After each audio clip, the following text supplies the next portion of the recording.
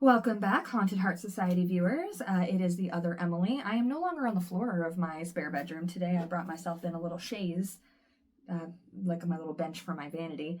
Grab yourself a cup of tea, something nice and cozy and warm.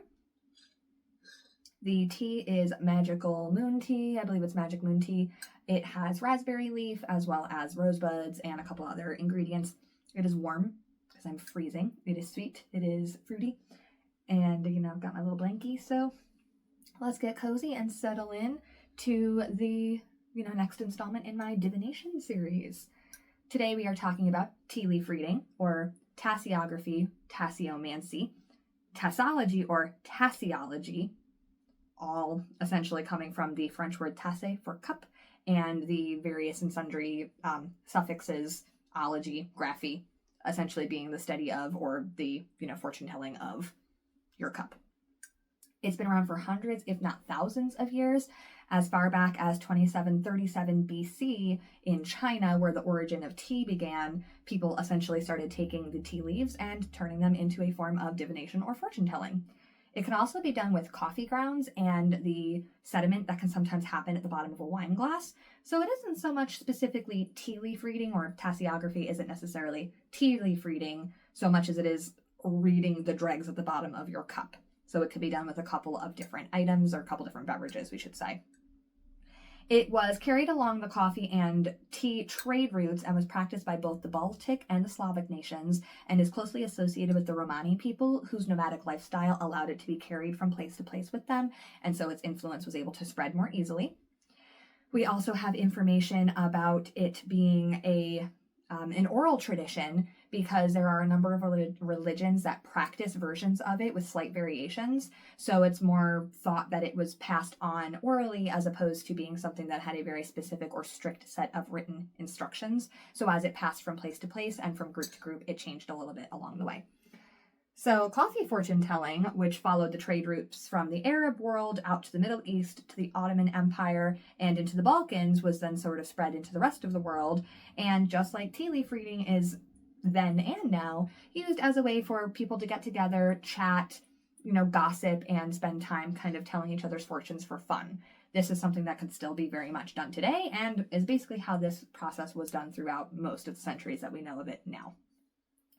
In the middle of the 17th century, tea was very expensive, and therefore it was a beverage primarily of the aristocracy. But as trade really flourished and tea started to become more widely available, prices fell, and then commoners were able to start drinking it as well. They started to take to tea leaf reading as a better and less dangerous method of divination and fortune telling, because working with things like molten metal, animals' entrails, and candle wax were burdensome and oftentimes dangerous. So by switching over to tea leaves, they could still have that kind of fortune telling fix, while also being able to keep themselves a little bit safer and possibly do things for it more cheaply than having to, find molten metals, waste your candles, or slaughter an animal. So American and English pottery makers in the late 19th century actually started developing these really beautiful fortune telling or tea leaf reading teacups, specifically because of the prevalence of tea leaf reading.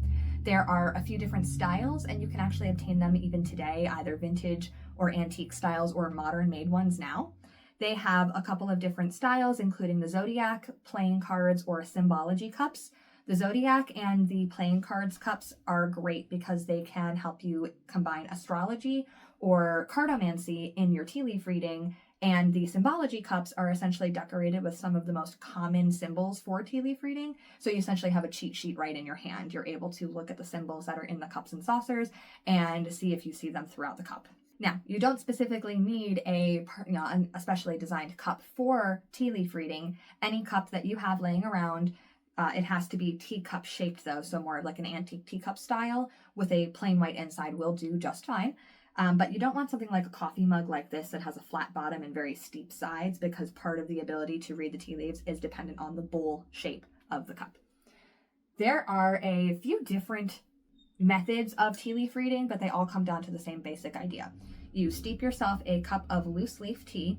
Usually it's 1 teaspoon per cup. So when we do it in the practical portion, it seems like a lot, but it does say 1 teaspoon per cup, which I used, I think, 2 teaspoons for this very large Does this tell me how many ounces this thing is?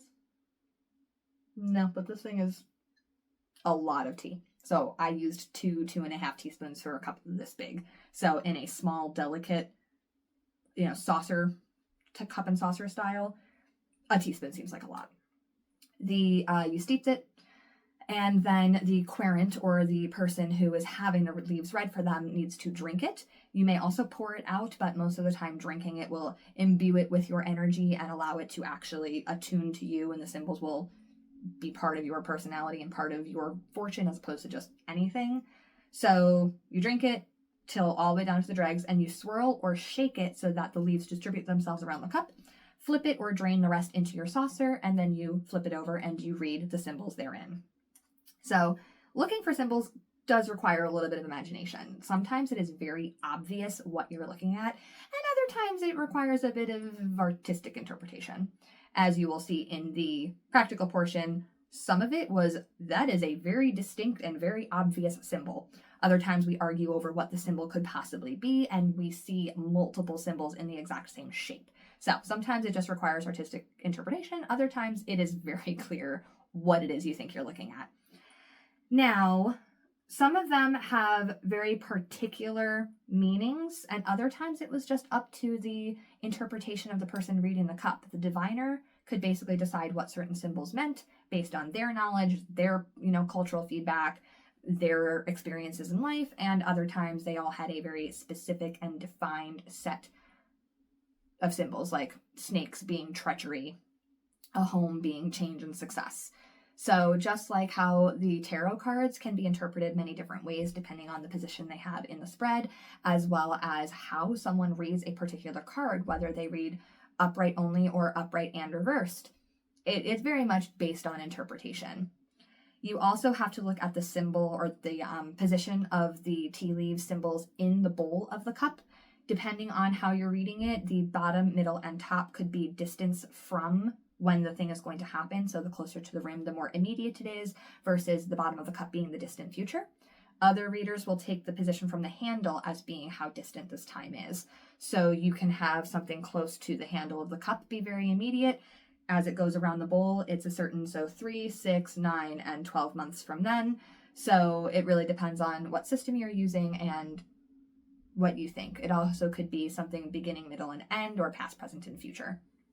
So you also have to worry about the positioning of almost the prevalence of a symbol, or I should say the power a symbol has. So a negative symbol may be outshone by a more positive symbol depending on their position and which one is larger or smaller, if it's actually physically overshadowing the more negative symbol. So there really is a lot of interpretation involved in this, and it comes down a lot to what did the person ask you? Or in the case of what, maybe not what the person asked you, but what do you know about the person? What do you see in the whole big picture, interpreting each individual symbol compared to how it falls in the larger cup? So it's very interesting and very open to interpretation, but it doesn't have a very storied history. It originated in China about 4,000 years ago, was carried for multiple regions, and is still popular today. It doesn't seem to have any controversy or any very large resurgence. It's just basically maintains the same level of popularity. And there were times when it was fashionable to host a party, essentially, and have a Romani person come and read the tea leaves for everyone for a small fee, which I feel like is something we still would do today. Have a party, bring your friends over, everyone starts reading tea leaves. Specifically, we did that at my older sister's bachelorette tea. I just knew a little bit about tea leaf reading and started wondering if I was seeing things in people's cups. So that is the basic overview. I will give you a quick list of some of the symbols, and as always, we will link our sources in the description. But as you watch the practical portion, please let us know if you see anything that we didn't see, or if you think it was one symbol versus the other. What did you notice? If you try it out for yourself, leave us some comments and tell us, what did you see in your teacup? Mine does not have any loose tea leaves in it today. It is just warm and nourishing. But yeah, that's just a very brief overview of the history of tea leaf reading. We hope you enjoy the practical portion, and we hope that you stay with us, stay haunted, come on back sometime and let us know what your future holds based on your teacup.